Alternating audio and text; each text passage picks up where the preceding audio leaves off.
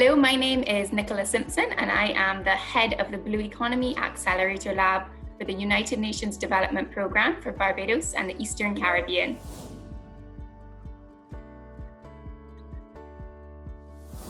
I've always been passionate about the sea, and growing up, both of my grandparents were involved in diving or fishing, so I think that's where my love first for the sea really came, and then that kind of drove me to take a career path in marine biology, which would maybe be the science in STEM primarily. So it really was, growing up in an island, Barbados, where I was surrounded by water and I had a deep interest in it, but then also the influence of my family and seeing them around the water really piqued my interest in the sea and the species that lived in it.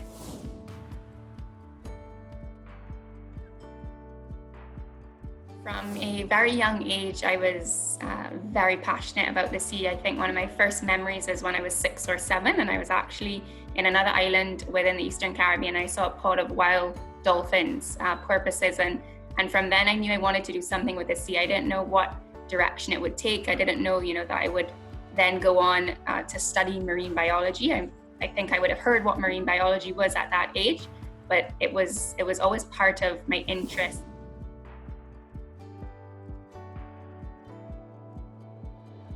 Yes, so growing up, I used to follow a marine biologist, oceanographer, a National Geographic explorer. Her name was Sylvia Earle, and I used to watch documentaries and videos, and she really inspired me to go down this path and to be more interested in science, technology, engineering, mathematics, but primarily the science and the exploration part of things.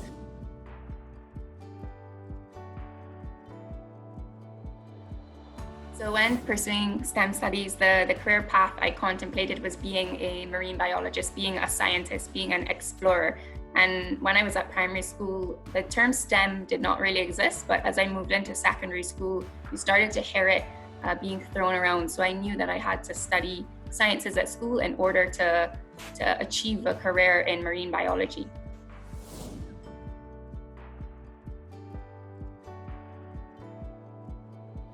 When I was studying more in secondary school, I think I was very focused. I knew what I wanted to be, but having the support primarily of my family and my mom, encouraging me to be whatever I wanted to be, because I also faced some challenges. People were like, "Why are you studying this? You're so smart. You could be a lawyer. You could be a doctor. Why do you wish to go in a fish market and cut up fish? Why do you wish to lift a scuba tank, for example?" So I think really having the support of my mom, and then obviously the experience I got, like summer jobs, those further, I think, propel me to continue in this career path as well. And I think just actually being in the sea and being in the ocean also encouraged me to go into STEM, because I was inspired by the sea itself and the species within the sea and the interactions.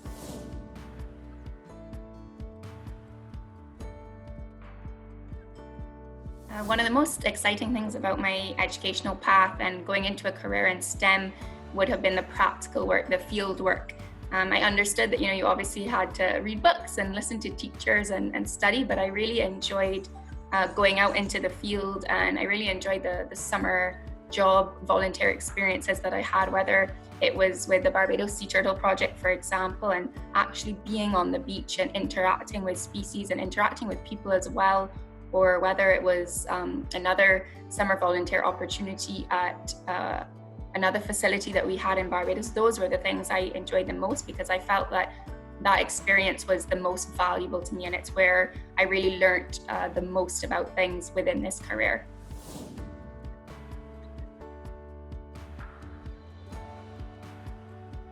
I think the most fulfilling thing, and maybe there are two of them about my STEM career, is once I had pursued, my Bachelor of Science in Marine Biology, and then I also did a Master's in Natural Resource and Environmental Management, I was really passionate about educating people, and primarily youth and kids, about the importance of our ocean and all of the different career paths that could be incorporated into that.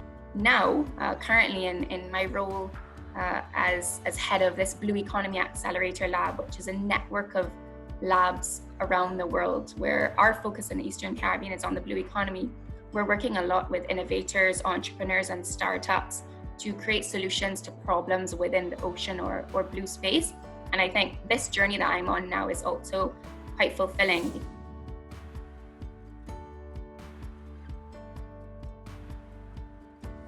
You know, people told me don't go into this career path because it might be seen as dirty, for example, if you're cutting up fish, or why are you lifting a tank, because that's what men do.